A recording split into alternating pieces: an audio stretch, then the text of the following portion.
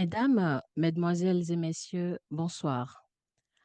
Avant tout propos, j'aimerais souhaiter bonne fête de Ramadan à tous nos frères et sœurs musulmans. En cette année 2025, année électorale pour le choix du président de la République en Côte d'Ivoire, les principaux partis politiques de l'opposition sont frappés par des mesures judiciaires. En effet, par des décisions de justice à l'issue de procès contestés par les condamnés, plusieurs leaders de partis politiques sont privés de leurs droits civiques. Ils sont radiés de la liste électorale. Ils ne peuvent donc ni voter ni se porter candidat au poste auquel aspire tout leader de parti politique en Afrique, la présidence de la République. Aussi, les présidents Laurent Gbagbo du PPACI, Blé Goudé du COGEP et Guillaume Soro de GPS sont-ils frappés par la justice ivoirienne? Quant au président Tidiane Thiam du PDCI-RDA, son procès en destitution sur requête de la militante Dame Valérie Yapo suit son cours avec une audience le 2 avril prochain. C'est donc peu de dire qu'en Côte d'Ivoire, la justice exerce une influence majeure sur la vie politique, donc la démocratie. Comment pouvons-nous comprendre la nature de ces rapports et leurs incidences sur le devenir de la nation ivoirienne? Tel est l'objet de notre rencontre de ce jour béni du Ramadan. Mesdames, Mesdemoiselles et Messieurs, pour traiter de notre sujet de ce jour, nous avons une personne ressource. Il est ivoirien, homme de droit, ayant exercé en Côte d'Ivoire pendant plusieurs années. Il est aujourd'hui installé ici aux États-Unis. Chers auditeurs et auditrices, je vous prie de recevoir l'avocat général Grand-Ange Olivier Magistrat. Pour mener à bien nos entretiens avec notre invité, notre équipe de production de ce jour est composée comme suit. À la production et au pupitre technique, nous avons M. Paul-Alain Kofi. À la coordination de rédaction, nous avons M. Léon Conan Kofi et Mme Alexandrine Kwasi. Et à la présentation, vous avez moi-même, Marie-Pascale Pita. Mesdames et messieurs, pour conduire sereinement nos débats, nous allons procéder de la manière suivante. Veuillez appeler pour intervenir lorsque notre invité aura fini de répondre à nos questions et que je vous aurai donné la parole. Vous pouvez aussi nous envoyer vos questions sur notre numéro WhatsApp des auditeurs qui est le suivant, le plus 1 857 209 10 23 ou au 001 857 209 10 23 pour ceux qui sont hors des États-Unis. Monsieur l'avocat général, bonsoir. Bonsoir. Bonsoir à tous les Pouvez-vous auditeurs. pouvez-vous vous présenter à nos auditeurs? Bon, je vais le faire brièvement. Je suis, comme vous l'avez dit, Grange Olivier, magistrat, plus exactement avocat général. C'était les dernières fonctions que j'occupais avant d'être contraint à l'exil pour pour des motifs sur lesquels je ne vais pas revenir dans ce cadre-là. Je suis aussi président de la mutuelle de la grande famille judiciaire et président du syndicat des magistrats de Côte d'Ivoire. Voilà, résumé succinctement, voilà, ma personne. Merci bien, monsieur l'avocat général. Et comment se passe, puisque là vous dites vous êtes aux États-Unis, mais comment se passe votre séjour ici? C'est un grand pays. C'est vrai que j'y suis arrivé dans des circonstances que j'aurais voulu autres. Mais Oui. j'apprends. Bon, ça se passe bien dans l'ensemble. J'apprends. J'apprends le fonctionnement. Je vois les choses un peu comme un voyage un voyage je dirais pour apprendre, pour connaître d'autres choses. Je vois ça comme une visite. Oui. La découverte d'une autre culture, d'un autre mode de fonctionnement d'une société. Merci beaucoup, monsieur l'avocat général. Donc, on peut dire que votre séjour aux États-Unis est une source de, comment je vais dire, vous refaire de sorte à aller de l'avant, si on peut le dire ainsi. Pour en revenir à notre sujet du jour, au moment où nous approchons allègrement de l'élection présidentielle d'octobre 2025 en Côte d'Ivoire, les présidents Laurent Gbagbo, Charles Blé Goudé et Guillaume Soro se voient écartés par des décisions de justice. Quelle est votre analyse des décisions qui les frappent? Mon analyse, c'est toutes des décisions qui font honte à la justice ivoirienne, tant les violations du droit, autant dans la forme que sur le fond, sont nombreuses. Aucune de ces décisions-là ne mérite d'être considérée comme des décisions de justice. Comme je le disais et je le répète à fois qu'il s'agit en réalité de faux en écriture publique. Oui. Hein. Tellement on a violé les règles de procédure et les violations sont masquées par certaines choses et ils appellent, comment je vais dire ça là, on dit qu'on a jugé le président Laurent Gbagbo par exemple par défaut. Non, le président Mhm. Gbagbo ne pouvait pas être jugé par défaut parce que le président Laurent Gbagbo était en prison entre les mains de l'État de Côte d'Ivoire. On ne juge pas quelqu'un qui est en prison entre les mains de l'État par défaut. C'est la même chose pour Blé Goudé, pour le Premier ministre Soro Guillaume, c'est Soro Guillaume, oui. extraordinaire aussi. Soro Guillaume, c'est extraordinaire parce que pour la première fois, on a un receleur sans qu'on ait l'auteur, sans qu'on recherche, on ne recherche même l'auteur de l'infraction principale. Il n'y a pas eu vol, il n'y a pas eu d'infraction, mais le bien qui a été acquis est considéré comme un bien recelé. C'est depuis quelque temps, j'aurais voulu m'habituer à ces extraordinaires acrobaties de la justice ivoirienne. Malheureusement, je n'arrive pas à l'accepter parce que nous assistons à la violation des principes minimums, des principes basiques du droit et j'avoue que je trouve ça insupportable. Mhm. Ah oui, vu ce que vous dites, effectivement, nous assistons à la violation des principes basiques du droit. Et là, puisque nous en parlons, la Cour africaine des droits de l'homme, juridiction supranationale, a annulé les condamnations de ses leaders et ordonné la réinstauration de leurs droits civiques. Jusque-là, la partie ivoirienne ne s'est pas encore exécutée. Que pensez-vous de l'attitude de la Côte d'Ivoire et quelles peuvent en être les conséquences? L'attitude de la Côte d'Ivoire, en Côte d'Ivoire, on n'est plus dans un état, on est dans une jungle où c'est la loi du plus fort qui s'applique. J'ai dit, vous faites partie d'une cour. La cour rend des décisions. La constitution ivoirienne, en son article 155, prévoit que toutes les autorités, administratives comme politiques, sont soumises au respect des décisions de justice et doivent veiller à les exécuter, chacun par rapport à ses attributions. L'article Mhm. 155 qui vous le dit, il y a une personne, sous le prétexte qu'elle est le chef de l'État, qui décide qu'elle n'est pas soumise à la constitution ivoirienne, elle n'appliquera pas la décision de la Cour africaine des droits de l'homme. Et nous assistons, nous voyons que la commission électorale indépendante trouve qu'il est plus indiqué de suivre ce que cette personne dit au lieu d'appliquer la constitution.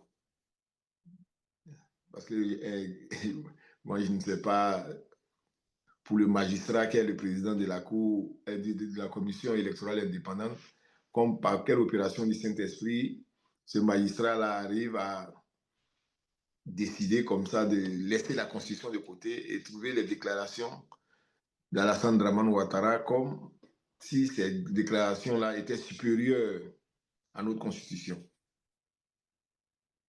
Mais C'était... vu le constat fait, puisque là, il y a un non-respect de l'article 155, Oui. c'est-à-dire de la Constitution. Mais quelles seront les conséquences de ce non-respect-là, selon vous?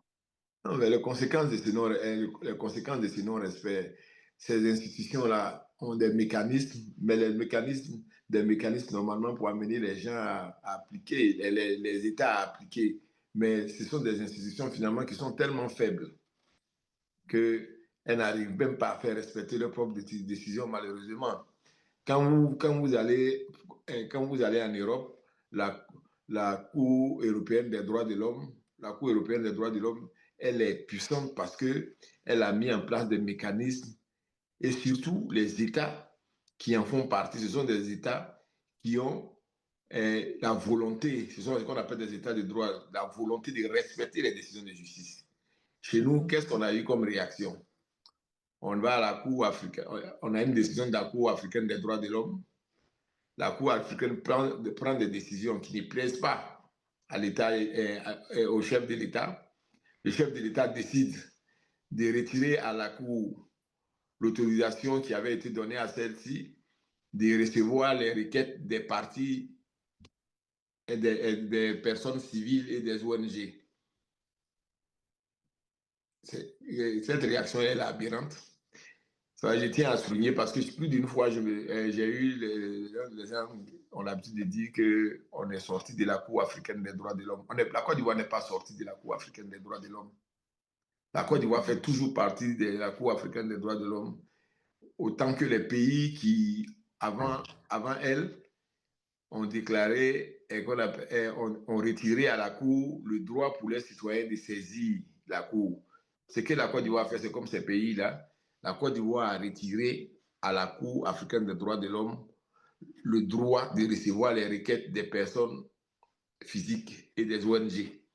Elle fait partie, mais désormais, ce sont les Ivoiriens qui sont privés de la possibilité de faire valoir leurs droits devant cette Cour, Cette cour. et OK. alors que les étrangers, un étranger qui a vu ses droits violés par l'État de Côte d'Ivoire peut, si cet étranger bénéficie de la protection diplomatique de son État, peut voir la Cour saisie contre l'État de Côte d'Ivoire et l'État de Côte d'Ivoire être condamné dans ce cadre-là.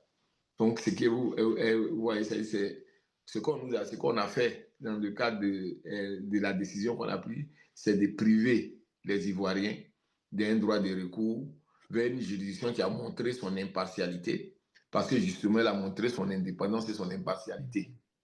Oui. On a décidé de priver les Ivoiriens de cette voie de recours-là pour obliger les Ivoiriens à revenir vers les juridictions ivoiriennes dont l'indépendance et l'intégrité des magistrats est mise à mal par les interventions intempestives de l'exécutif dans le fonctionnement de la justice. Comme l'a dit, c'est pas moi-même qui le dis, je l'ai pas dit simplement, les magistrats ont fait une déclaration dans ce sens-là. Et tous les jours, chaque jour, il y a des décisions, il y a des choses extraordinaires. Je dis, c'est vrai que pour les profanes, il y a beaucoup qui ne comprennent pas les choses. Il suffit qu'un juge ait rendu une décision et il pense que c'est le droit que le juge a appliqué. Malheureusement, ce n'est pas toujours le droit. Et de plus en plus, j'avoue qu'en tant que président d'un syndicat de magistrats qui a eu l'occasion de conduire, qui a eu l'occasion d'être le porte-parole aussi du comité ad hoc des magistrats pour avoir des meilleures conditions de travail et des choses, je n'ai pas scandalisé, mais je suis horrifié par les décisions que je vois. Ce ne sont pas des décisions de droit. Quand les juges, pour rendre leurs décisions, commettent eux-mêmes des infractions au moment où ils sont en train de rendre la justice, ce n'est plus à la justice qu'on applique, ce n'est plus la justice qu'on voit. On voit qu'il y a une bande de délinquants. Les juges sont devenus des délinquants. Je ne l'utilise pas pour insulter. Malheureusement, je n'insulte pas, ce n'est pas des injures. Malheureusement, c'est un constat, et moi, un constat amer de l'amoureux de la justice que je suis. Oui, mais monsieur l'avocat général, vu Oui. ce que vous êtes en train de dire, parce que à vous entendre, il n'y a plus le respect du droit en Côte d'Ivoire et le retrait de, comment je veux dire, de juger une situation, de dénoncer, voilà, une situation n'est plus le cas. Mais quelle voie de recours reste à ces leaders, c'est-à-dire ces leaders qui se voient aujourd'hui retirés de la liste électorale? Mais la voie de recours, maintenant, ça devient une réaction politique. Oui, C'est-à-dire, ça devient une réaction politique. C'est-à-dire, elle peut, comme certains essaient de le faire, passer par des négociations. Elle peut engager des actions sur le terrain. oui, Voilà, et puis, ils peuvent engager plutôt des actions sur le terrain pour faire respecter leurs droits. Aujourd'hui, on est quoi? On est dans un bras de fer. Voilà, comme je l'ai dit tout à l'heure, on est dans la jungle. Parce que les degrés de violation des droits moi, je ne dirais pas qu'on ne rencontre pas la justice. Tous les magistrats ne sont pas comme ceux qui se rendent coupables de ces décisions totalement effarantes. Hein. Tous les magistrats ne rendent pas des décisions de cette qualité-là. Mais il faut savoir que on choisit des magistrats. Vous verrez que souvent, c'est toujours les mêmes magistrats qui sont là, qui prennent ces décisions-là. On les fait des promotions pour cela. Et ces magistrats-là rendent des décisions qui, qui violent les principes les plus basiques, comme je l'ai dit, du droit. Je suis scandalisé. Et les gens, qu'est-ce qui est fait? On a une réaction. Vous savez, en droit, il y a un principe qui veut que lorsque vous subissez une attaque injuste, illégale et choses, vous puissiez organiser votre légitime défense devant cette attaque. Aujourd'hui, il faut que ces personnes, les opposants et ces choses, et les personnes qui ont suivi ces décisions totalement illégales, parce que ce sont des décisions illégales. Quand un juge, au moment où il rend sa décision, commet lui-même des infractions, c'est-à-dire qu'un juge, au moment où il rend sa décision, mérite lui-même d'aller en prison parce qu'il a siégé dans de telles conditions, vous vous retrouvez devant qui? Vous ne vous retrouvez plus devant la justice. Vous vous retrouvez maintenant devant des personnes, devant des criminels, devant des délinquants. Et lorsque vous n'avez pas de protection, vous n'avez pas la possibilité d'avoir des autorités qui vous protègent devant de telles déviances, qu'est-ce qu'il vous reste à faire? C'est d'organiser votre légitime défense pour contraindre les personnes. C'est un bras de fer désormais. C'est la loi du plus fort. Donc, les opposants doivent s'organiser pour être les plus forts. Merci beaucoup, Monsieur l'avocat général, pour cette réponse. Donc, tous les opposants aujourd'hui qui sont confrontés à cette situation en Côte d'Ivoire doivent, si je peux le dire ainsi, s'unir de sorte à être, si on peut dire, plus forts que le régime en place afin de revendiquer leurs droits. Mais nous allons revenir à présent au PDCI-RDA. Dame Valérie Yapo, militante du PDCI-RDA, a saisi le tribunal d'Abidjan pour faire annuler une décision du Conseil de discipline la concernant. Il s'agit de son exclusion temporaire du parti. Par la même occasion, elle a demandé au tribunal de faire annuler l'élection du président de son parti parce que, selon ses dits, il ne serait plus ivoirien au moment de son élection du fait de sa nationalité française et que par voie de conséquence, tous les actes posés par lui devraient être frappés de nullité. Quelle réflexion cela suscite-t-il en vous? La première réflexion que cela suscite en moi, c'est d'abord, je suis étonné de la voie qu'elle a choisie. La procédure des référés, elle est dans quelle urgence? Il y a quelle urgence véritablement pour qu'on puisse utiliser la procédure des référés? Je suis étonné même qu'une telle action n'ait pas été déclarée irrécevable. Il y a tellement d'éléments qui exigent. Vous savez, les juges des référés, c'est les juges de l'urgence, c'est les juges du provisoire. Les juges demandaient à ce que les juges des référés prennent une décision définitive et une décision de cette importance-là, et voir les juges des référés n'est pas se déclarer incompétent. Bon, c'est surprenant, mais ce n'est pas étonnant eu égard au contexte actuel, hein, au contexte actuel en Côte d'Ivoire. Hein, ce n'est pas étonnant. Les juges des référés n'ont pas à connaître ce genre de procédure-là. Voilà, il n'a pas à connaître, c'est une décision grave. C'est un chef de parti qui détient des documents, il dit qu'il détient des documents donnés par les États du monde, qui vient de perdre, qui vient d'abandonner sa nationalité française. Nous avons des tests qui prévoient qui interdisent la patrie et choses. Vous voyez, il y a assez d'éléments pour que le Oui. juge, voilà, il y a assez d'éléments qui rendent la procédure, je dirais, difficile, pas évidente, qui aurait dû inciter le juge des référés à se déclarer incompétent. Parce que le juge des référés, comme je disais, c'est le juge du provisoire. Le juge ne prend que des mesures provisoires, il ne prend pas des décisions aussi importantes que de débattre un président de parti. La nature même des demandes là même devait l'amener à se déclarer incompétent. Elle n'était pas. Parce que les référés, c'est pour le provisoire, c'est pas pour des choses. On ne juge pas les affaires au fond. C'est vrai que quand il y a des évidences, quand il y a une évidence, quand il y a une évidence dans le sens où il existe, la demande est fondée sur des éléments objectivement indiscutables, l'évidence permet au juge des référés quelquefois prendre, de prendre une décision définitive. Mais en l'espèce, il y a suffisamment d'éléments qui amènent à creuser davantage, pour moi, le fait que nous avons adhéré aux différentes conventions internationales qui interdisent la patridie, Oui. le fait que le président Tidiane Thiam, président du PDCI, a renoncé à sa nationalité française,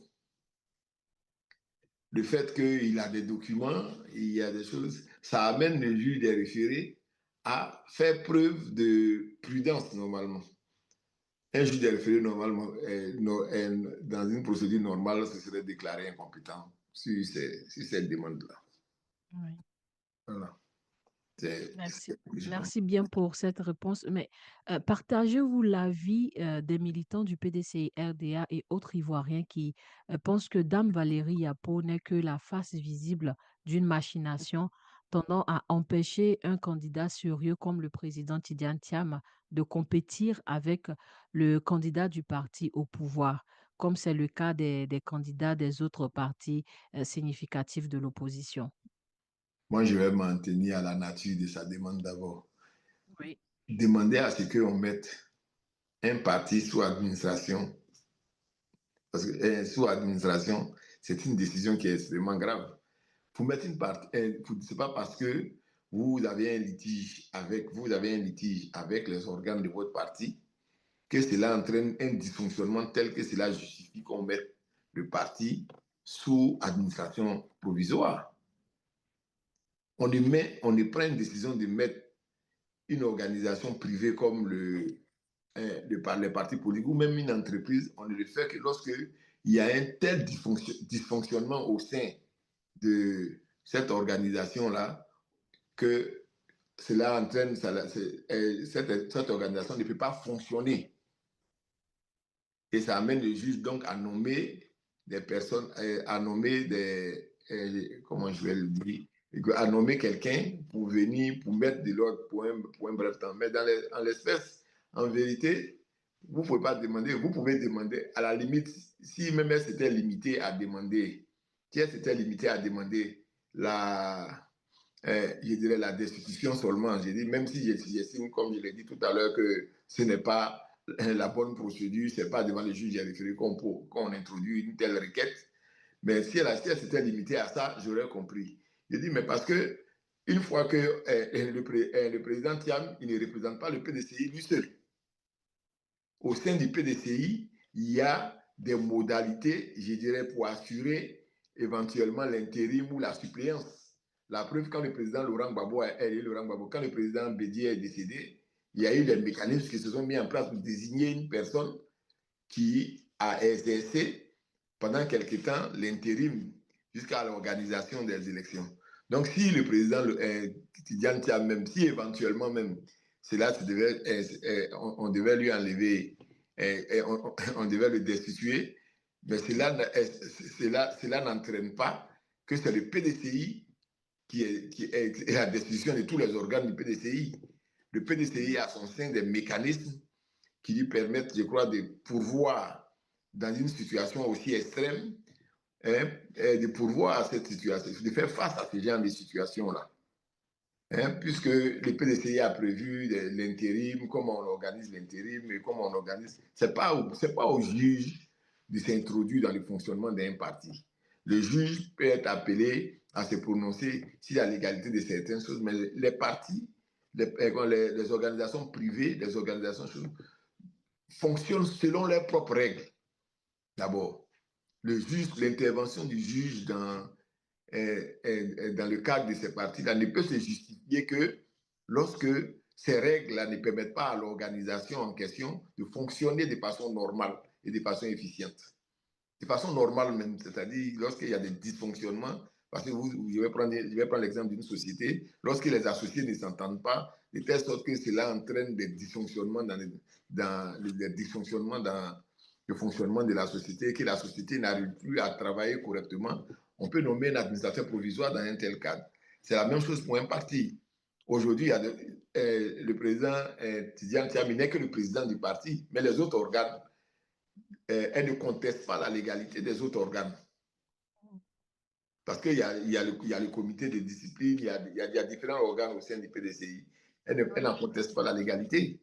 Donc, le PDCI a ses mécanismes qu'on appelle ça, pour faire face, pour faire face à ces choses. Le PDCI a ses mécanismes, et ces mécanismes-là devraient pouvoir fonctionner. Un administrateur n'a pas de raison, de choses. S'il y a une décision dans ce sens-là qui est prise, si on lui accorde ce qu'elle veut, mais on doit pouvoir laisser le PDCI s'organiser à son sein, parce que le PDCI, il n'y a pas de dissension qui justifie que qui permet de conclure que le PDCI ne fonctionne pas normalement.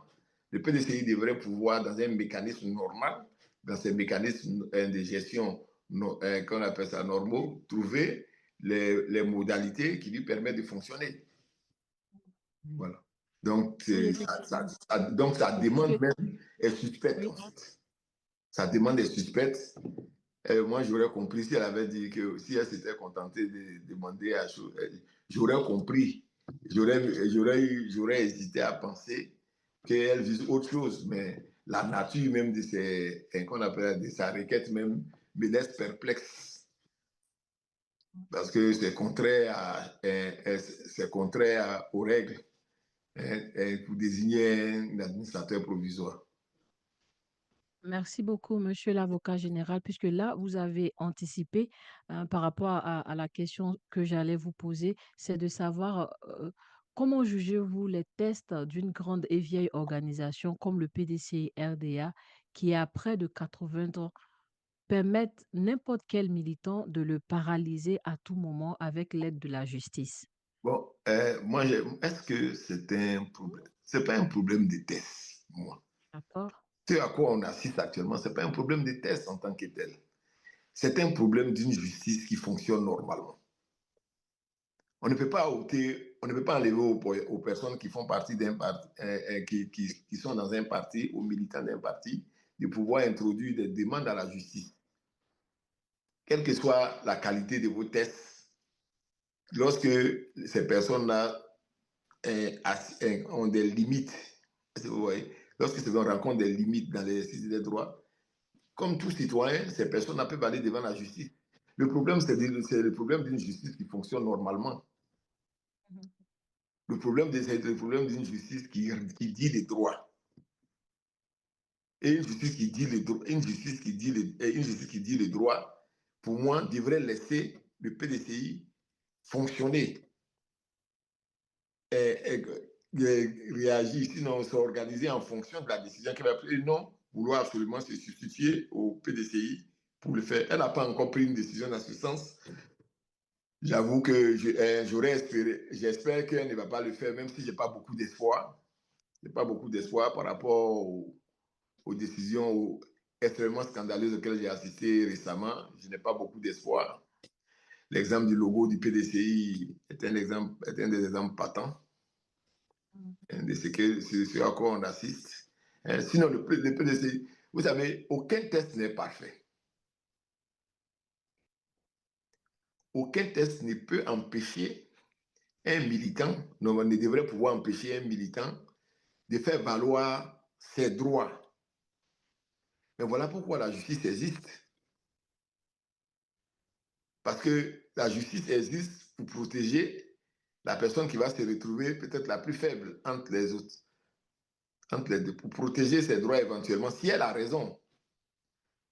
Voilà, si elle a raison. Mais c'est à quoi on assiste, ce n'est pas, pour moi, ce n'est pas une question, ce n'est pas un problème de test du PDCI, c'est un problème de qualité de la justice qui va être rendue. Ce n'est pas un problème de test du PDCI. Voilà, c'est vrai, aucun test n'est parfait. moi, j'aurais donné quelques conseils aux différents dirigeants du PDCI, mais c'est pas à l'ordre du jour.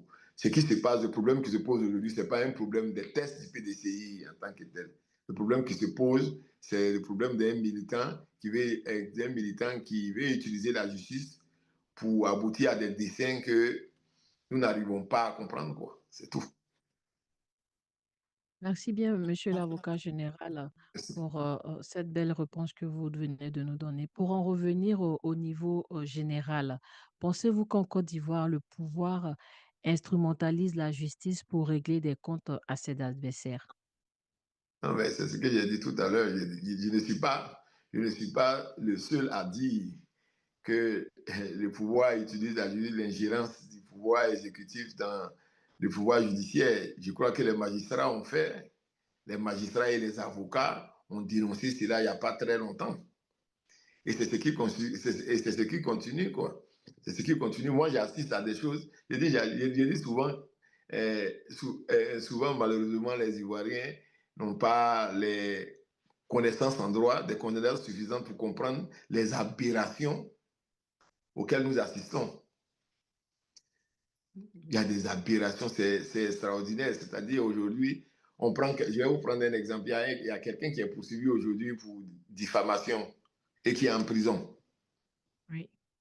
La diffamation, c'est une infraction qui n'est pas punissable d'une peine de prison. La diffamation, c'est une infraction qui n'est punissable que qu'on appelle ça, d'une peine d'amende. Quand on poursuit quelqu'un pour diffamation, on n'a même pas le droit de le garder à vue. À plus forte raison, le garder en prison pour de tels faits. Et aujourd'hui, il y a une répétition extraordinaire. Je vois observateur, je crois, les cyberactivistes, comme on appelle l'influenceur qui était sur les réseaux sociaux. On a assisté au fait qu'on a vu observateur être Oui, c'est condamné à une peine de observateur. prison pour Oui. diffamation. La diffamation, c'est écrit dans la loi sur la presse audiovisuelle. La diffamation, c'est quoi si la presse, c'est pas audiovisuel, si la presse, la diffamation est une infraction qui n'est punie que d'une peine d'amende. Et lorsqu'une peine n'est punie que d'une peine d'amende, on ne peut même pas mettre garder la personne à vue. Mais aujourd'hui, c'est extraordinaire, quoi. On fait souvent ce que j'appelle les emprunts de pénalité. C'est-à-dire, qu'est-ce qu'on fait? On poursuit quelqu'un en réalité pour diffamation, mais on sait que si on écrit la diffamation, on va devoir appliquer les peines de la diffamation. Donc, qu'est-ce qu'on fait? On Oui. cherche une infraction qui est un peu voisine, là, qui trompe tout le monde, qui est l'infraction, par exemple, il y a l'infraction d'injure. Et puis aussi les réseaux sociaux et compagnie, ils utilisent ça souvent, très souvent, et pour utiliser les pénalités de cette infraction, alors que les faits, les éléments constitutifs de l'infraction n'existent pas. Et ça se multiplie, ces situations-là, de telle sorte qu'aujourd'hui, vous allez à la justice, j'ai dit, mais on a un principe quand même en droit, c'est que la liberté est des principes. On ne met quelqu'un en prison, surtout lorsque les faits, la personne n'est pas passée devant le tribunal encore, on ne met quelqu'un en prison que lorsque je dirais, les circonstances l'exigent en fait. Oui. La personne risque de fuir, la personne... Je dis, mais ce que je constate, c'est que ce sont les personnes les moins à même de fuir, qui sont les hommes, les responsables politiques et autres, là, qui ont une vie, qui ont une famille, qui ont des responsabilités politiques et autres. Ce sont ces personnes-là qui passent le temps à aller en prison. Pendant ce temps, on prend des grâces pour faire sortir des prisons les petits délinquants, les délinquants qui ont attaqué des gens avec des couteaux et autres. Eux, ils sont moins dangereux en dehors de la prison que les personnes je dirais, ont une honorabilité qui n'est pas contestable en tant que telle. C'est vrai que quelquefois, il y a des choses, mais moi, quand je regarde les éléments constitutifs des infractions, il y a eu la condamnation récemment d'Amana Picasse. C'est une aberration. Je dis quand il y a le ridicule, en fait, ce qui fait peur, même, ce qui fait peur, et ce qui est scandaleux même, c'est quoi? C'est de voir, c'est de voir la justice euh, tomber dans une forme de, je dirais, c'est comme un film, un mauvais film de série B, quoi. C'est-à-dire, les gens sont en train, tu regardes, les juges jouent de la comédie. Je prends le procès du président Laurent Gbagbo. Le président Laurent Gbagbo est à La Haye. Vous voulez convoquer le président Laurent Gbagbo à une maison, vous savez comment le faire. Oui. Vous savez où le retrouver, les choses. Non. Qu'est-ce que vous faites? Alors qu'il est en prison, vous envoyez un huissier chez lui. L'huissier vient, il s'arrête, il demande, est-ce que le président Laurent Gbagbo est là? Est-ce que ce n'est pas de la comédie, ça? Non, mais Hein? c'est dit qu'aucune procédure n'est respectée. Non, je vous le dis, j'ai dit aujourd'hui, là, c'est-à-dire, si vous vous retrouvez confronté aux autorités en place, parce que entre les individus qui n'ont rien à voir avec eux, quelquefois, il y a le droit, souvent, il y a le droit qui joue, qui peut Oui. jouer. Mais lorsque vous vous retrouvez confronté aux autorités en place, lorsque vous vous retrouvez confronté au pouvoir en place, ben, vous avez 99,99% de chances de voir le droit ne pas être dit, ou même ne pas, où les décisions ne pas être appliquées. Parce que quand il y a des juges, les juges se montrent courageux que le juge décide de rendre la décision. Je crois dans le cas, dans le cas du logo du PDCI, je crois que le juge a condamné, a condamné Le RDR. le RDR à enlever le logo. Oui. Mais ça n'a pas été exécuté. C'est ça, ils ne l'ont pas fait. Oui. Voilà. C'est-à-dire, vous voyez que le problème de la Cour africaine des droits de l'homme, ce n'est pas un problème d'applicabilité des décisions. C'est un problème euh, de l'obligation que le dirigeant a de respecter la loi. De C'est-à-dire, est-ce respecter que le la loi. dirigeant Oui. se sent l'obligation, il a le sentiment que lui, il doit respecter les décisions, il doit respecter la loi. Et ces sentiments-là, on n'existe pas, ce qui fait qu'on n'a plus l'état de droit. On n'a plus d'état de droit. On n'a plus d'état de droit. Parce que les dirigeants, on voit la Cour, le Conseil d'État rendre des décisions. Quand ils sont contents, quand ça les arrange, ils appliquent. Quand ça ne les arrange pas, ils n'appliquent pas. On voit un gars comme Kobe Bakari, un certain Kobe Bakari, qui a plus de 200, qui a plus de 200 Titre foncier, ACD, ACD, totalement, oui. voilà, totalement illégaux. Mais Kobe Bakari se balade dans Abidjan. Pendant ce temps, il y a un pauvre jeune homme qui, pour pour une intervention sur les réseaux sociaux, est en train de croupir en prison. C'est C'est-à-dire ça. les délinquants sont dehors. On est dans le pays où les délinquants sont dehors et ce sont les honnêtes personnes qui sont en prison.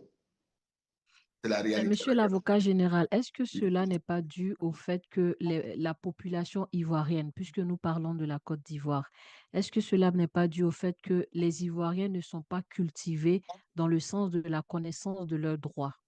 Est-ce que c'est une Parce que question de si une culture? personne ne connaît pas ses droits, je pense que tout ce qui arrive, puisque là aujourd'hui, vous dites qu'il y a des sanctions qui tombent suite à seulement, c'est-à-dire on peut verbaliser la personne, mais la personne va en prison pour l'acte elle a Je pu dis, commettre.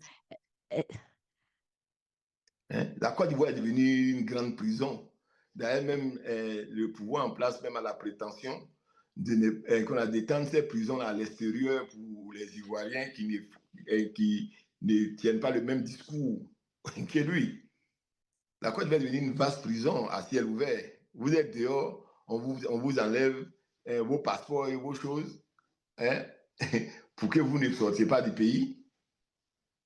Hein. Moi, et je donc, il n'y a plus vois. de démocratie alors. Non, il n'y a pas de démocratie. Non, il n'y a plus de. Qu'on appelle, il y a même pas d'état. La démocratie suppose l'état de droit. L'état de droit Oui, suppose le respect des lois, c'est le ça. respect des libertés, des droits fondamentaux des citoyens et le respect, la protection des juges, la garantie que les juges doivent apporter. Mais lorsque les juges même, je vous dis, commettent des infractions, lorsque vous assistez à quelque chose de si extraordinaire, de voir un ministre gouverneur envoyer des délinquants appelés microbes, Oui.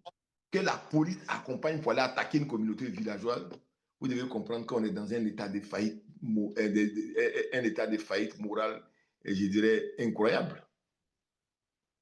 On avait beaucoup de gens ne font pas attention. Je dis, mais c'est un ministre de la République qui envoie des délinquants aller attaquer une communauté villageoise. Il y a des morts. Et ce ministre-là est toujours ministre. Il n'est pas inquiété.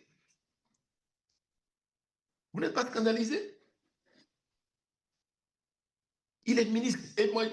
Et tellement le peuple de Côte d'Ivoire, c'est-à-dire subit Et cette répétition de violations des droits, j'ai dit, le peuple de Côte d'Ivoire est devenu comme un boxeur qui, à force de recevoir des coups, ne réagit plus. Ne réagit plus parce qu'on commence par finir par trouver normal les choses les plus anormales. C'est ça, oui. Voilà. On finit par C'est trouver, ça. chacun met à tout bout de champ. Ah non, attention, ils vont te mettre en prison. Ah, ils vont te mettre en prison. C'est-à-dire, ce qui est anormal aujourd'hui, on assiste à un dérèglement fonctionnement dans le fonctionnement de la société. Hein. Parce que le droit, là, n'existe pas. Le droit n'existe pas. Quand vous rencontrez certaines personnes, le droit, quand ils ont des relations, le droit n'existera pas pour vous. Il y a une discrimination. Il y en a qui ont le droit de faire ce qu'ils veulent. Il y en a qui n'ont pas le droit de faire ce qu'ils veulent. Même quand ils ont raison, il y en a qui ont raison. Il y a un ministre qui est assis. Tous les jours, il y a des morts du fait de son incurie et de son incompétence. Parce que son ministère, il y a plus de 20 morts dans les écroulements d'immeubles. Le ministre, il est là, il est tranquille. On a devant nous une personne qui a plus de 200 AC2 qui sont objectivement frauduleux. Dans un État qui se respecte, dans un État de droit, le ministre retire tous les ACD qui ont été accordés à une telle personne, Bien sûr. retire tous les ACD qui ont été accordés à cette personne. Le ministre saisit la justice pour que la justice puisse mener une enquête. Ce n'est pas une simple enquête administrative, c'est de la plaisanterie. L'administration n'a pas le pouvoir de pouvoir mener une enquête d'une telle envergure. L'administration n'a pas le pouvoir. Et puis, on fait une enquête administrative, même lorsqu'on doute même des choses. Mais les éléments, il y a un député, il y a une personne qui mène les enquêtes, qui a établi de façon indubitable le caractère frauduleux. Le ministre n'utilise pas le retrait de l'acte, de retrait des ACD. La personne se balade, on dit non, on a interdit de sortir de la ville. Mais c'est de la plaisanterie. Ce qui intéresse les gens d'abord, là, c'est de lui ôter le moins. Maintenant, lui, s'il estime qu'il a les éléments pour chose, qu'il saisisse la justice pour contester la décision de retirer. Mais nous, pour ce qu'on voit, même en termes d'identité, il a deux cas d'identité. Il a deux cas d'identité. Avec des identités différentes, avec des lieux de naissance qui sont différents. Mais vous pensez que dans un État qui se respecte, le peuple de Côte d'Ivoire, le peuple de Côte d'Ivoire subit la persécution, je dirais la tyrannie de celui qui est à la tête de l'État et de ceux qui sont à la tête de l'État. Mais aujourd'hui, les citoyens ivoiriens subissent la tyrannie de leurs protégés. C'est-à-dire, aujourd'hui, c'est quoi? C'est Komé Bakari contre tous les Ivoiriens pratiquement. Parce que tous les Ivoiriens sont scandalisés, à part ceux qui sont directement concernés. Mais les autres, devant nous, c'est un défi qu'on nous lance. On nous lance un défi, voilà un individu, on dit, voilà, il a pris les trucs, mais on ne fait rien. Un étranger en plus en Côte d'Ivoire. C'est vrai qu'on va, on va vouloir critiquer le fait qu'on va parler de xénophobie. Ce n'est pas de la xénophobie. Ce n'est pas de la xénophobie. Voir un étranger venir en Côte d'Ivoire, avoir des ACD obtenus de façon aussi frauduleuse, Frauduleuse, et c'est ça. puis C'est la être façon impuni dont, en train de oui. se balader dans Abidjan. Pendant ce temps, on a condamné Damana Picasso parce qu'il y a deux tondus, trois pélés qui auraient soi-disant attaqué un camp militaire. On a condamné Laurent Gbagbo qui était à la haie, à des choses pour des braquages. On avait le braquage, ça me fait rire. Le vol, ça suppose que tu voles pour garder. Lorsque une personne a fait fonctionner l'État, qu'il a été établi que cette personne-là a donné l'argent, a payé les fonctionnaires, il ne peut pas y avoir de vol. Mais on s'acharne. Et ceux qui sont de façon évidente responsables des pires, ce que le ministre Bakongo fait, c'est des crimes contre l'humanité. Je suis désolé, ce qu'il a fait, les histoires, les faire de casser, de déplacer les populations dans ces conditions, c'est un plan organisé pour porter atteinte aux populations civiles. C'est des crimes contre l'humanité. Ce sont des choses qui sont passibles, qui sont passibles d'être déférées devant la CPI. Mais il est tranquille, il est chez lui. Il y a des morts, il y a eu combien, le ministre Bakongo, il y a eu combien de morts qui lui sont imputables dans ces histoires de terrain. Depuis qu'il est maire de Mansi jusqu'à aujourd'hui, sa qualité. D'ailleurs, même, je crois que c'est parce qu'il a fait la récompense pour cette conduite comme ça en tant que maire, c'est ce qui explique qu'on l'ait nommé gouverneur pour mener cette opération totalement scandaleuse. cette opération pour déguerpir, soi-disant. On voit le monsieur, moi ça me fait tellement rire. Vous savez, lorsque on vous dit que vous quittez vos terrains parce que, soi-disant, le terrain, votre vie est en danger là-bas, mais ça ne vous enlève pas la propriété de vos terrains. Bien évidemment. Ça ne vous enlève pas, ça ne vous dépossède pas de vos terrains. C'est juste qu'on va vous déplacer et que normalement l'État doit s'organiser pour sécuriser vos terrains, de telle sorte que vous puissiez y revenir et pouvoir en jouir comme tout citoyen. Mais on ne fait pas partie des citoyens sous le prétexte que là où ils sont, c'est dangereux, et puis on s'approprie les terrains. Non, c'est eux qui ont le droit de propriété là-dessus. Ce n'est pas un acte de possession pour cause d'utilité publique. Mais on assiste à ça et le monsieur, il ne se gêne pas. Hein. Devant tout le monde, là, il prend des Libanais et ça va. Il dit, mais c'est pas possible. Mais pour moi, c'est tout quand on peut cacher les choses. Quand on fait les choses devant, moi, je dis, c'est au peuple. De la même manière, je dis que c'est aux hommes politiques de prendre les responsabilités. De la même manière, je dis, c'est au peuple parce que c'est des défis. Quand quelqu'un est responsable et puis il ne se cache pas, les choses même où il peut se cacher pour agir tranquillement, parce que le respect, le minimum de respect qu'une autorité doit aux populations, c'est le respect de certaines apparences. Il ne faut pas venir faire les choses comme si le peuple n'est rien. Devant nous, là, tu chasses les gens sans raison. Devant nous, tu t'en vas prendre des Libanais pour aller installer sur les terrains où les gens jouent. C'est quoi? C'est un défi qu'on lance au peuple de Côte d'Ivoire. De la même manière que c'est un défi qu'on est en train de lancer aux responsables politiques qu'on veut ôter de la liste, qu'on a ôté ou qu'on veut ôter de la liste électorale, de façon aussi, je dirais, cavalière, de façon aussi inacceptable. C'est des défis. Quand quelqu'un ne se cache pas, il te défie. Et on croit que le peuple de Côte d'Ivoire ne va pas réagir. Moi, je suis convaincu que ça ne va pas se passer comme ça. Le peuple ne va pas accepter cela. Il y a un moment là, ça suffit. Et aujourd'hui, là, je pense que le moment est arrivé. Ça suffit. Le peuple de Côte d'Ivoire va sortir. Je ne dis pas doit. Le peuple de Côte d'Ivoire, j'ai la conviction parce que tout le monde est fâché. Moi, quand je ne peux pas parler à quelqu'un, il y a un qui me dit, mais pourquoi tu n'interviens pas? Je dis, mais je n'ai pas besoin d'intervenir. Les gens sont suffisamment fâchés aujourd'hui par rapport à toutes ces illégalités, à toutes ces persécutions, à toutes ces violations des droits les plus élémentaires. Bon, je vous le dis. Et Je vous c'est, le dis. et, et c'est tout à fait vrai ce que vous venez d'énumérer, monsieur l'avocat général, parce que effectivement, les exemples sont légion. La population est, si je peux le dire, oppressée parce qu'en Côte d'Ivoire, il n'y a plus le droit de manifester.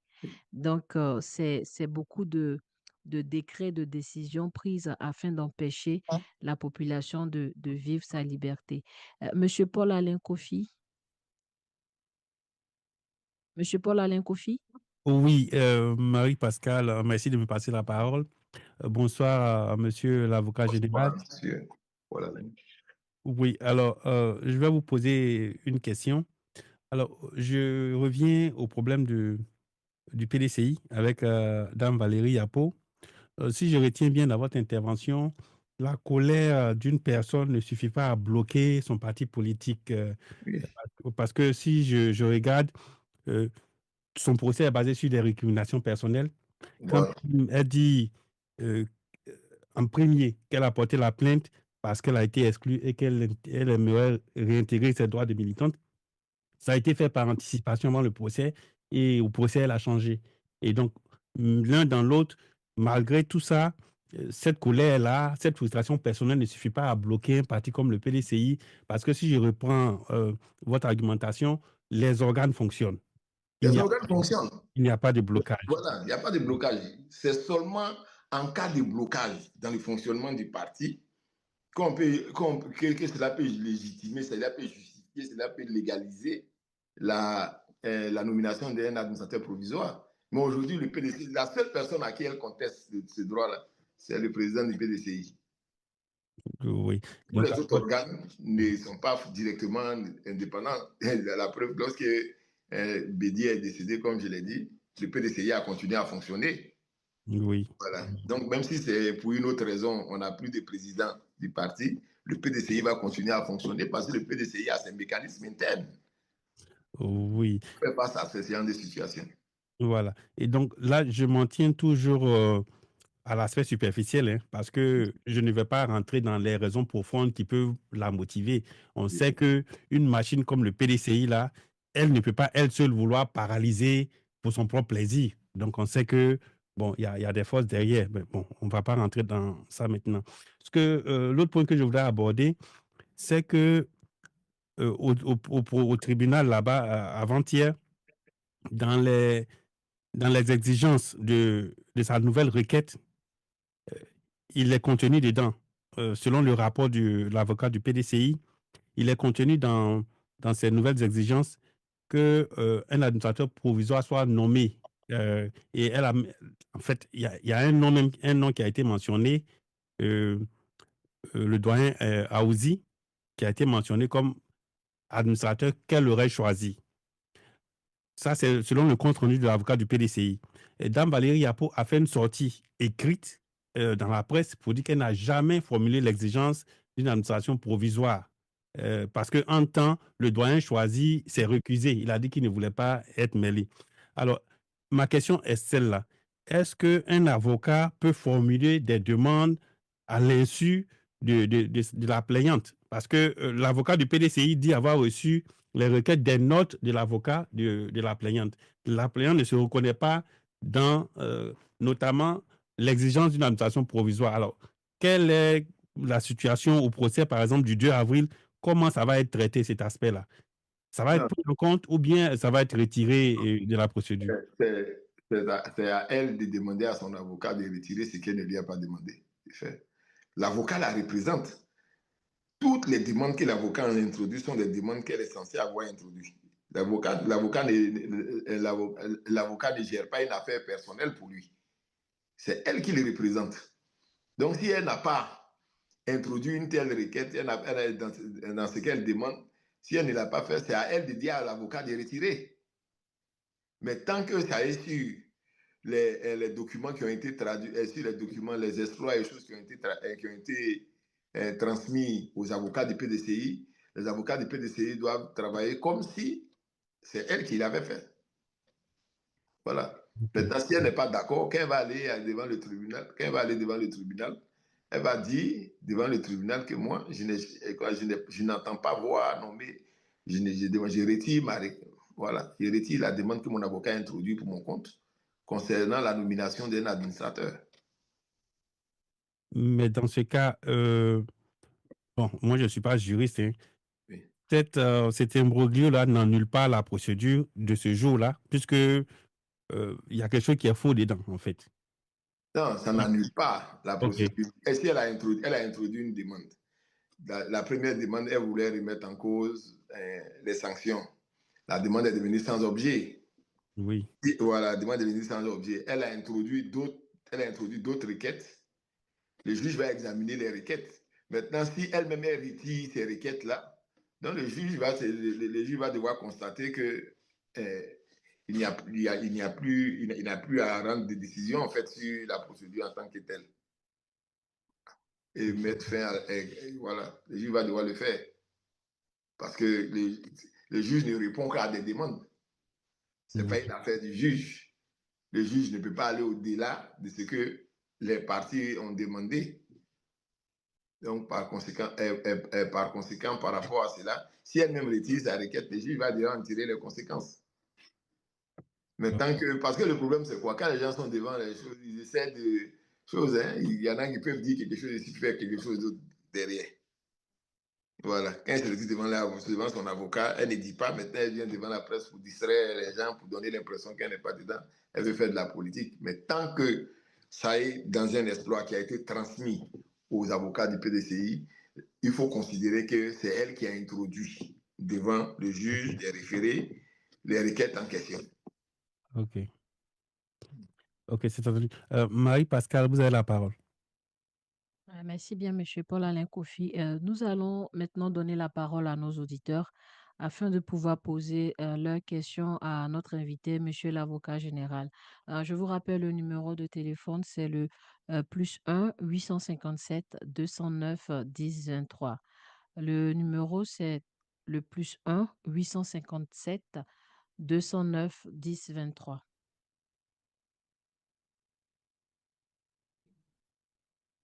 Science Media USA, c'est la radio africaine pour la démocratie et les libertés. Science Media USA, c'est le hub de la veille politique, économique et sociale. Nous œuvrons pour de meilleurs lendemains pour tous. Science Media USA, nous sommes avec vous pour bâtir un meilleur nous.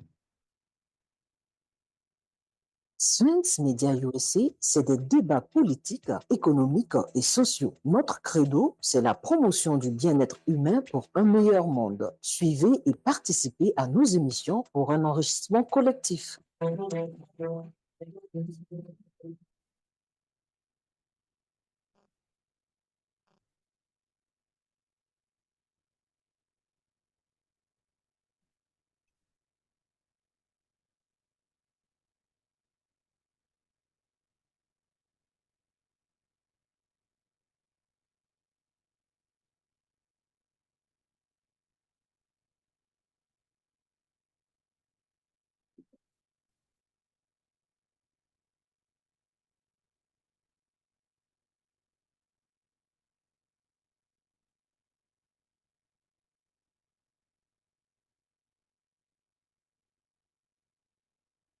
J'ai une question pour, je viens de recevoir un message, j'ai une question pour Monsieur l'avocat général. Euh, il m'est posé la question de savoir, selon vous, est-ce que le président actuel de la Côte d'Ivoire pourrait briguer un autre mandat selon la constitution ivoirienne? Non, selon la constitution ivoirienne, il n'avait pas le droit de briguer, même le troisième mandat qu'il a brigué. Ces histoires de première et deuxième république, là, ça n'a aucun sens. C'est pas du droit en tant que tel. C'est de l'histoire du droit. Qu'est-ce qui c'est l'histoire des républiques, des différentes républiques, c'est quoi? C'est en France. En France, les historiens du droit ont décidé de subdiviser les périodes concernant les institutions, de subdiviser l'histoire des institutions françaises en plusieurs périodes. Oui. De la même manière, c'est un peu comme on a fait aussi en histoire pour l'histoire même générale, c'est-à-dire la préhistoire, le Moyen-Âge, les choses. C'est la même chose qu'ils ont fait. Et pour les faire, ils ont fait quoi? Ils ont fait la Première République, ils ont fait d'abord la Révolution, la Première République, la Deuxième République, l'Empire, entre les deux, entre la Troisième République, après l'Empire, la Troisième République, la Quatrième République et la Cinquième République. Cette histoire-là, c'est les historiens du droit en France. Ce n'est pas quelque chose qui a des conséquences juridiques en tant que tel. Quand vous allez en Allemagne, quand vous allez en Angleterre, quand vous allez partout, on n'utilise pas les différents changements, les différents changements en Première et Deuxième République. En Allemagne, par exemple, on a eu d'abord l'Empire. Après l'Empire, il y a eu la République de Weimar. Après la République de Weimar, on a eu le Troisième Reich. Et puis aujourd'hui, on a l'époque contemporaine des institutions. C'est en France qu'on parle de Première et Deuxième République. Mais les républiques là ne sont pas rattachées à la Constitution. Hein. La Deuxième République, comme ça, il y a 3 constitutions. Dans la Troisième République, c'est la Constitution. Qu'est-ce que c'est qu'une république? Les historiens du droit ont considéré qu'il y a un changement, il y a une nouvelle république où il y a une nouvelle, il y a une nouvelle période qui s'annonce lorsqu'il y a un changement fondamental dans la manière dont les pouvoirs publics sont organisés. La Révolution, la Première et la Deuxième République. Après, il y a eu l'Empire. L'Empire, désormais, et l'Empire, c'était quoi? Il y a eu un empereur avec Bonaparte. Après l'Empire, on est revenu à ce changement où on est revenu au... comment je vais dire ça? On est revenu au régime parlementaire. Après, on a eu 2 régimes parlementaires, la Troisième et la Quatrième République. On a trouvé que le régime parlementaire, il y avait beaucoup de difficultés de fonctionnement des institutions. Ça a mené à créer la Cinquième République. Ça a mené à créer la Cinquième République. Mais ce n'est pas les constitutions en tant que telles qui font les républiques. Une constitution a pour vocation d'organiser les pouvoirs de l'État et d'organiser les relations entre les pouvoirs de l'État et les citoyens. C'est ça le rôle de la Constitution. La Constitution n'a pas vocation à créer une nouvelle république. Le principe d'un État, c'est le principe de la continuité de l'État. Un État, c'est comme un enfant. L'État naît, l'État évolue et l'État meurt comme un être humain. Par exemple, l'URSS. Il y a eu, l'URSS est né en 1917. L'URSS a évolué, c'est quoi, vers 1989-1990 que l'URSS a imposé en plusieurs républiques. Mais toute la vie de l'État, c'est une suite. C'est pas parce que je vais ramener ça. C'est pas. Vous avez été marié 2 fois. Voilà, vous avez été marié. C'est pas parce que vous venez de vous remarier qu'on va considérer que vous n'êtes pas remarié. La vie d'un être humain, c'est comme ça. C'est une suite. C'est comme ça l'État. Oui. Voilà. Oui. Et retenons quelque chose. Si véritablement Alassane Ouattara avait un argument de droit pour justifier son histoire de comment il dit ça là, même premier mandat de la Troisième République. De la Troisième République. Si c'était quelque chose de sérieux, quand il s'est retrouvé devant Macron et les autres, c'est l'argument de droit qu'il aurait sorti au lieu de choisir un argument d'opportunité selon lequel la personne qu'il a désignée est décédée. C'est parce qu'il n'y a pas d'argument de droit.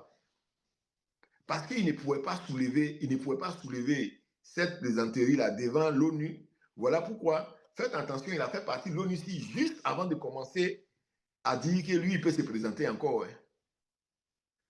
Le mandat, il a mis fin au mandat de l'ONU en Côte d'Ivoire parce que l'ONU étant là, l'ONU se serait impliqué dans l'organisation des élections. Il n'aurait pas pu dire à l'ONU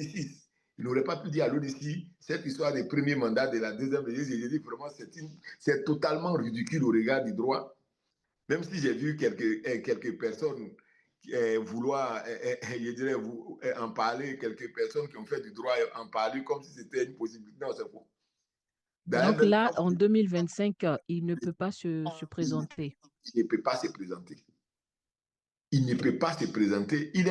Depuis la Côte d'Ivoire, on est victime d'un régime inconstitutionnel depuis 2020. Depuis 2020, la Côte d'Ivoire ne fonctionne pas conformément à la Constitution. Non. On est dans un État inconstitutionnel, on est dans un push. On est en train de parler de... je vois des gens qui ont tendance à s'en prendre au pays de l'AES et compagnie, là, mais la Côte d'Ivoire est dans un push. Et le push, il veut faire perdurer les push en faisant croire que lui, il va aux élections. Non, mais regardez comment la manière dont on organise les élections. Voilà. Puisque vous parlez de l'organisation des élections, et cette organisation des élections se fait par la CEI. Selon vous, monsieur l'avocat général, est-ce que la CEI est-il un organe indépendant? La CEI n'est pas un organe indépendant. Il faut que les gens arrêtent de vouloir. Je vois certains qui veulent dire non, mais la décision, ce n'est pas QBS, ce n'est pas chose qui prend. La CEI a le même problème. La CEI a le même problème que le Parlement aujourd'hui. Par la fraude, le parti au pouvoir s'est donné une hyper majorité, de telle sorte que toutes les décisions qui sont prises, ce sont les décisions les plus effarantes. On voit Alassane Ouattara qui prend des ordonnances qu'il n'a pas le pouvoir de prendre. Ça va au Parlement et puis on voit des députés de son parti qui entérinent des choses qui les enlèvent eux-mêmes leur pouvoir. C'est la même chose au niveau de la CEI.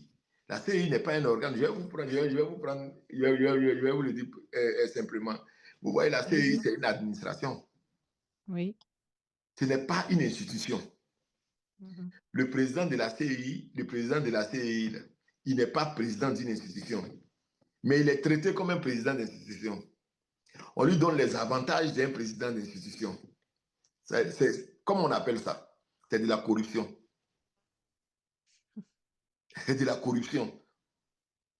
Les gens qui sont dans la CEI sont traités comme s'ils étaient une institution. La CEI, ce n'est pas une institution, c'est une administration indépendante. C'est écrit dans la Constitution. C'est inscrit dans la Constitution. C'est une administration indépendante. Mais les gens sont traités comme s'ils étaient des gens qui sont... Dans de telles conditions, c'est par hasard qu'ils le font? Non. Vous le voyez, il est tout le temps en train de se battre avec l'opposition. Je dis qu'il se bat avec l'opposition. Il assume le fait qu'il représente le pouvoir, le parti au pouvoir. Vous l'avez vu un jour contester ce que Alassane Ouattara a dit? Jamais. Jamais. Moi, c'est un ami, on est des collègues, mais c'est un ami, mais il dit des choses souvent, je suis effaré. On te dit, va enregistrer des gens va mettre des gens sur la liste électorale. La loi prévoit que quand il met des personnes sur la liste électorale, il y a des mentions qui sont obligatoires, nom du père, nom du maire, nom de la mère, nom du... Si tu ne peux pas remplir ces mentions-là, tu n'inscris pas la personne. C'est ça, oui. Voilà, vous inscrivez jusqu'à au moins 6 millions de personnes qui présentent ces problèmes-là. Au moment on vous demande d'enlever, vous demandez à ce que ce soit la population qui vienne introduire une requête pour enlever. Non. La CEI a la possibilité d'enlever toutes les situations que vous voyez à problème que les gens sont en train de raconter. On dit vous allez au contentieux quand il y a contentieux. Oui. Vous allez au contentieux quand il y a contentieux. Quand il n'y a pas contentieux, que tout le monde, on t'a dit, il faut travailler dans ce sens-là. Voilà ce que tu dois respecter. Toi, tu ne respectes pas ce qu'on te demande de respecter. Et puis tu viens t'asseoir, on te dit non, mais tu n'as pas respecté par rapport à la loi, il faut enlever. Tu dis non, non, non, non. Moi, je n'enlève pas, c'est à vous d'aller. C'est que toi-même, là, tu es, qu'on appelle ça là, tu n'es pas réglo, tu n'es pas impartial, tu n'es pas neutre. Oui.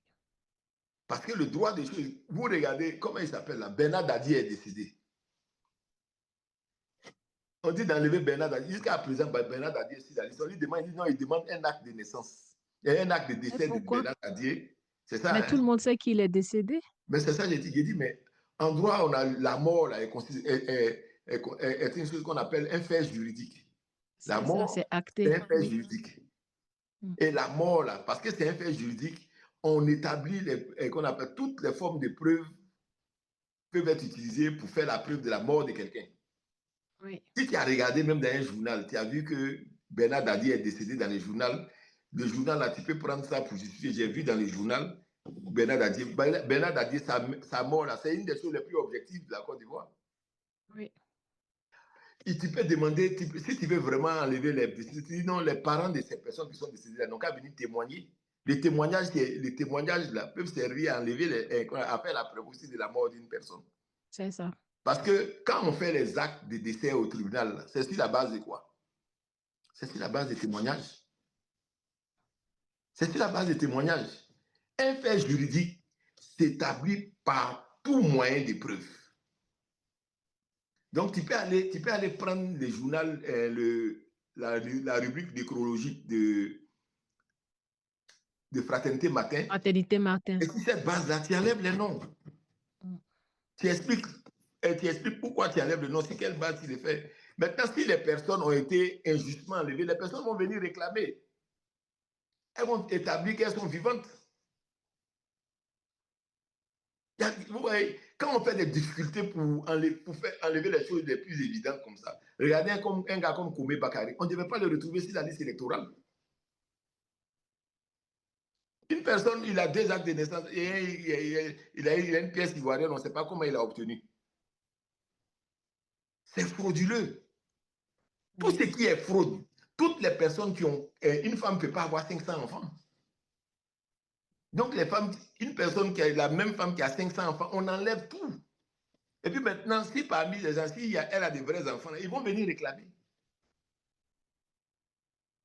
L'administration a le pouvoir de retirer des choses qu'on appelle les choses qui ont été obtenues frauduleusement. On appelle ça le retrait des actes administratifs. L'inscription sur la liste électorale, c'est un acte administratif. Lorsque l'acte administratif a été obtenu frauduleusement, comme ce que Kobo Bakary a fait pour les ACD, Les ACD. voilà, comme on fait, l'administration peut retirer l'acte administratif à tout moment. À tout moment, on n'a pas besoin d'un contentieux. L'administration s'arrête et puis bon, toutes les femmes qui ont 500 choses là, appellent les gens de la CEI en dehors de tout contentieux. Ah, mais vous avez eu des informations, venez, donnez-nous les éléments que vous avez fait. Voilà. On constate que, tu constates que véritablement, il y a une femme qui a 500 enfants. Tu enlèves. C'est qu'il n'y a pas de débat. On ne doit pas avoir des débats sur des choses aussi. Le fait de se réfugier derrière qu'on appelle derrière le contentieux, c'est un faux problème. Ça montre une complicité dans ce qui se passe. Toi-même, tu travailles et puis tu ne respectes pas la loi. On te dit, il faut avoir telle mention. Toi-même, tu ne respectes pas. Et puis toi, tu te lèves, tu t'en vas. Et toi, tu demandes à ce que ce soit les autres qui viennent introduire une demande. On t'a dit, il faut respecter. Quand tu fais ton travail, il faut respecter. Toi-même, après, quand les gens viennent là, tu vérifies, non? Tu vérifies. Quand tu vérifies si le travail n'a pas été bien fait, que tu constates que... Mais moi, j'ai vu des choses différentes même dans les histoires de mentions, là. Des noms du père, nom de la mère, nom des personnes. Quand vous regardez, même, c'est incroyable. Et ça, là encore, on va faire un débat sur ça. On n'a pas à faire de débat sur ça. Quand on dit même de faire un audit, l'audit, là, ce n'est pas pour les questions aussi évidentes. L'audit, c'est pour les questions qui peuvent passer. On a vu ce qui est évident. Maintenant, il y a des choses qui peuvent ne pas être évidentes, qui sont cachées. Sinon, les choses qui sont évidentes, on ne doit même pas parler d'audit. La CI doit s'élever pour enlever ces personnes-là. On lui dit de faire l'audit, il dit l'audit, c'est l'audit, c'est le contentieux. J'ai dit, mais c'est une aberration. Toi, tu tiens chose. C'est comme le comptable qui tient ses livres comptables. Et puis, les propriétaires de l'entreprise qui estiment que, bon, au-delà des livres comptables que vous tenez, moi, je veux voir un peu plus clair dedans parce que je ne sais pas. Je vois qu'il y a des anomalies. Il va désigner un expert comptable qui va venir voir dans les livres comptables. C'est la même chose. Parce que quand les citoyens et quand les personnes qui enregistrent les personnes sur les listes électorales, elles travaillent de façon individuelle, elles n'ont pas une vue d'ensemble de la procédure. Ces personnes ne peuvent pas voir, par exemple, qu'une femme a 500 enfants elle seule. Parce que ce n'est pas lui qui va enregistrer toutes ces 500 personnes. Là, les personnes vont s'enregistrer en différents endroits du territoire ivoirien.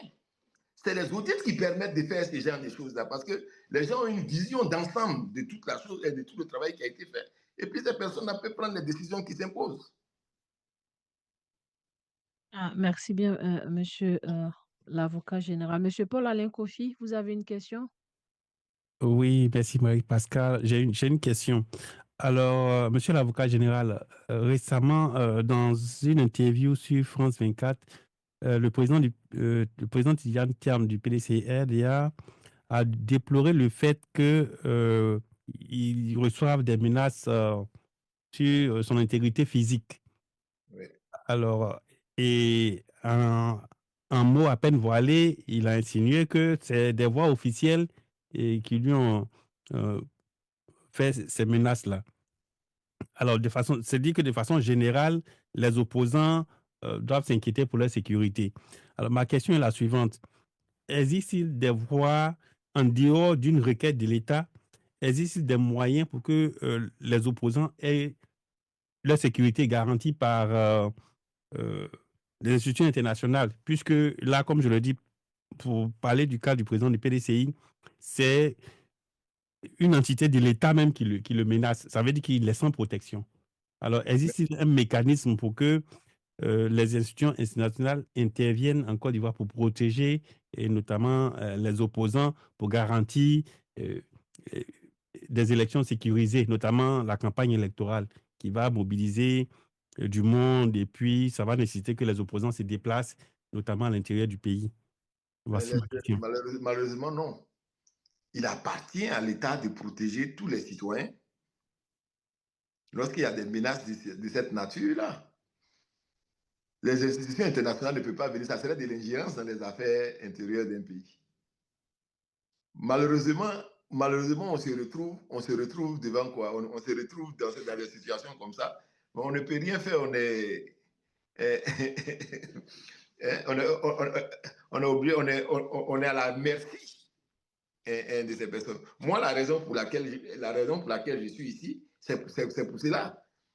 C'est parce que en tant que responsable d'un syndicat, j'ai donné une série d'interviews qui a déplu au pouvoir en place. On allait jusqu'à essayer de me tuer.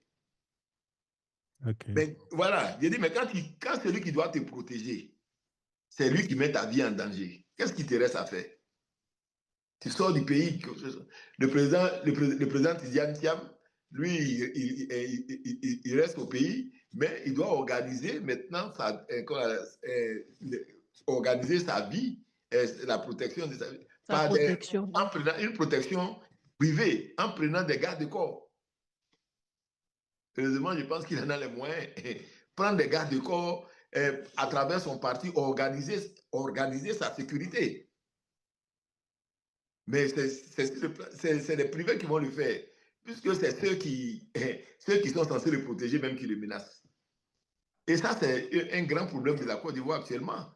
En Côte d'Ivoire, on dit qu'il y a la sécurité. Je dis, mais le problème en Côte d'Ivoire, comment peut-on dire qu'il y a la sécurité lorsque c'est ceux qui doivent vous protéger, même qui mettent vos vies en danger, qui vous menacent et qui font de vous, qui veulent faire de vous ce qu'ils veulent. Il n'y a pas de sécurité dans ce cas-là. Et il se retrouve en face de cette réalité. Il ne peut pas faire venir des gens, l'ONU ne peut pas venir, personne ne peut venir intervenir en Côte d'Ivoire sans l'accord des autorités ivoiriennes. Alors que c'est ces autorités-là qui le menacent. Vous voyez à quoi il est soumis actuellement. Merci bien, monsieur l'avocat. Merci. Merci bien, monsieur l'avocat général, pour toutes vos réponses. Nous avons ce soir essayé de répondre à cette question-là, la démocratie à l'épreuve de la justice, dans le cas de la Côte d'Ivoire. Quel est votre mot de fin? Oui, merci. Pour résumer, je vais dire que la démocratie à l'épreuve de la justice. La justice est le garant de la démocratie, en fait. Oui. La justice garant, la justice est un des éléments essentiels. Mais en l'état actuel de notre justice, en l'état actuel, par rapport à ce qu'on voit, on se rend compte que la justice n'est garantie. La justice joue contre la démocratie. C'est ça. Hein? La preuve la plus patente aujourd'hui, il y a un opposant de l'importance du président du PDCI qui dit que sa vie est bien en danger par des autorités en place. Il dit que ces autorités-là ne sont pas à l'abri normalement d'une poursuite judiciaire. Oui. Ne sont pas à l'abri. Mais est-ce que vous pensez que quand on voit qu'il y a un maire, il y a un gouverneur, une chose qui a été capable de prendre des délinquants pour aller attaquer une communauté villageoise, tuer plus de 7 personnes, c'est 7 ou 9 personnes, sans que la justice ne réagisse, vous pensez que la justice va se réveiller sur la base des plaintes seulement du président Tidiane Thiam? Non, malheureusement. Aujourd'hui, il est obligé de faire face au danger. Je vois que devant le danger, celui qui avait un discours policier, il est de plus en plus révolté. Voilà, parce qu'on se rend compte qu'il est pratiquement désarmé devant les choses. Et ce sont les réalités de la Côte d'Ivoire aujourd'hui. Vraiment, moi, je souhaite, et ça c'est mon souhait, je souhaite que les Ivoiriens prennent conscience, c'est ce qu'on affronte, que les Ivoiriens prennent conscience des défis qui sont les nôtres à l'occasion de ces élections de 2025 là. Parce que pour moi, franchement, on doit demander la dissolution de la CPI. Et de la CPI, plutôt de la CEI. De la CEI. Demander, moi, les histoires de non, on va les demander de faire, comme on appelle la révision et compagnie. Non, la CEI même n'est pas organisée pour respecter les normes en matière d'élection, une chose. Demander la dissolution de la CEI et les Ivoiriens doivent sortir pour que, enfin, les Ivoiriens soient ceux qui désignent les personnes qui vont les diriger. Parce qu'aujourd'hui, ce à quoi on assiste, c'est qu'on empêche les Ivoiriens de s'identifier même d'abord en tant qu'Ivoiriens. Parce que s'identifier, c'est un parcours de combattant, déjà. Ensuite, de faire valoir, après s'être identifié en tant qu'Ivoirien, de faire valoir les droits des citoyens en s'inscrivant sur la liste. Parce que ce sont les Ivoiriens qui doivent choisir ceux qui les représentent, ceux qui vont les diriger. Et seulement les Ivoiriens. Mais on empêche les Ivoiriens de s'inscrire sur la liste. Et on met des gens qui ne doivent pas être sur la liste, et on ne veut pas les enlever. Donc, on aboutit à quoi comme résultat? On aboutit comme résultat à ce que les Ivoiriens, à ce que ce sont des personnes qui ne doivent pas choisir les représentants et les autorités qui dirigent les Ivoiriens, qui vont choisir les Ivoiriens à la place des Ivoiriens. Oui. À la place des Ivoiriens. On est dans cette situation aujourd'hui. Les Ivoiriens ne sont plus ils ne sont plus les maîtres chez eux. Je ne vais pas m'étendre sur tout ce à quoi on a assisté. Je vais juste terminer par le fait que moi, j'ai vu une restauratrice refuser de servir une Ivoirienne parce qu'elle est noire. On ne lui a rien fait. On a vu même une des chaînes de télévision aller l'entendre pour qu'elle se défende sans prendre la peine d'entendre l'Ivoirienne qui a été La victime. Voilà, sans prendre la peine d'entendre. C'est pour vous dire jusqu'à quel point nous sommes tombés bas. Et aujourd'hui, c'est au peuple de Côte d'Ivoire de prendre ses responsabilités. Et je suis convaincu que les Ivoiriens prendront leurs responsabilités. Parce que les Ivoiriens, on est des éléphants. On démarre lentement, mais lorsqu'on est lancé, on écrase tout sur notre passage. Et je suis convaincu qu'on va aboutir à cela. Voilà, je vous remercie pour m'avoir fait l'honneur de m'inviter sur votre chaîne. Et j'espère que j'ai pu satisfaire les uns et les autres sur les questions que vous m'avez posées. Merci beaucoup, Monsieur l'avocat général. Mesdames, Mesdemoiselles et Messieurs, c'est avec un réel plaisir que nous avons échangé avec l'avocat général Graange Olivier, magistrat. Nous ne saurions prétendre avoir apporté des réponses définitives aux situations décrites ici, tant les choses peuvent évoluer du fait de recours et de procès en cours. Nous voudrions remercier l'avocat général Graange Olivier d'avoir accepté d'éclairer nos auditeurs sur la situation juridique des partis politiques significatifs de l'opposition en Côte d'Ivoire. Nous espérons pouvoir le recevoir à nouveau sur un autre sujet. Nous vous disons au revoir en espérant vous retrouver la semaine prochaine. Au revoir, monsieur l'avocat général, et très bonne semaine à vous. Merci. Bonne semaine à vous également. Merci bien.